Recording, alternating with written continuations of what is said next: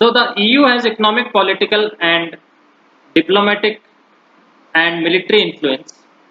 The EU is the world's biggest economy with a GDP of more than $17 trillion in 2016, next to America. Its currency, the euro, can pose a threat to the US dollar.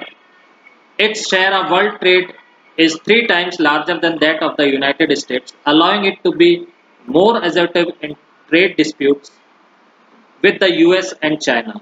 Its economic power gives its influence over its closest neighbors as well as in Asia and Africa. It also functions as an important bloc in international economic organization such as the World Trade Organization. तो अभी जो आपने question किया था sir एक ही currency होने से क्या फायदा है, तो एक ही करेंसी होने से ये फायदा है जो मैं अभी आपको बता रहा हूँ। यूरोपियन यूनियन है का जो इकोनॉमिक, पॉलिटिकल एंड डिप्लोमेटिक और जो सबसे चीज है उसकी मिलिट्री इन्फ्लुएंस, सैनिक प्रभाव बहुत जबरदस्त होगी।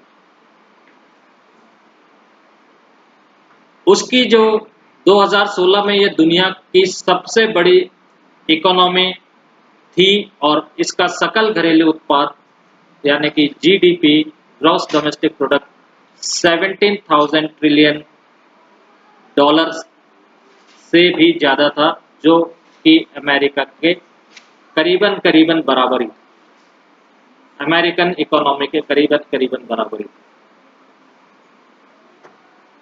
और इसी कारण क्या हुआ, जो वर्ल्ड ट्रेड है में इसकी हिस्सेदारी अमेरिका से 3 गुनी ज्यादा है।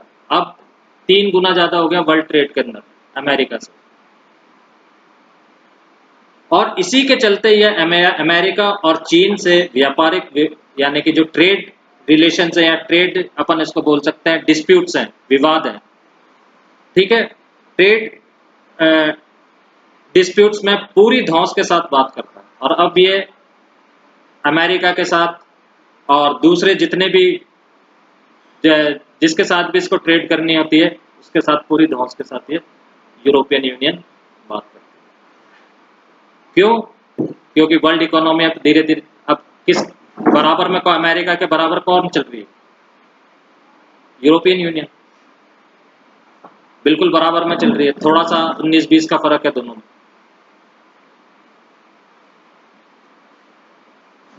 इसकी इकोनॉमिक पावर का प्रभाव इसके नजदीकी देशों पर ही नहीं बल्कि एशिया और अफ्रीका के दूर दराज के देशों पर भी पड़ा।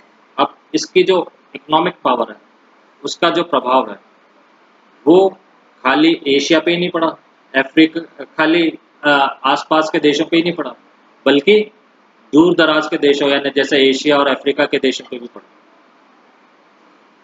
और उन मुल्कों पर भी पड़ा ही नहीं, उन मुल्कों पर भी है इसका प्रभाव। और ये जो अपना वर्ल्ड ट्रेड ऑर्गेनाइजेशन है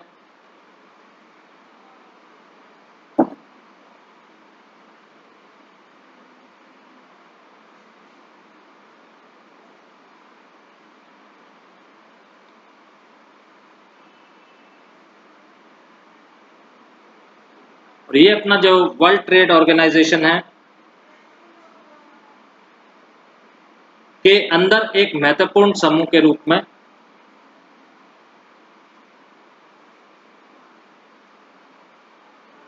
और ये जो अपना वर्ल्ड ट्रेड ऑर्गेनाइजेशन है इसके अंदर क्या है, एक इंपॉर्टेंट इंटरनेशनल इकोनॉमिक ऑर्गेनाइजेशन के साथ काम कर रहा है।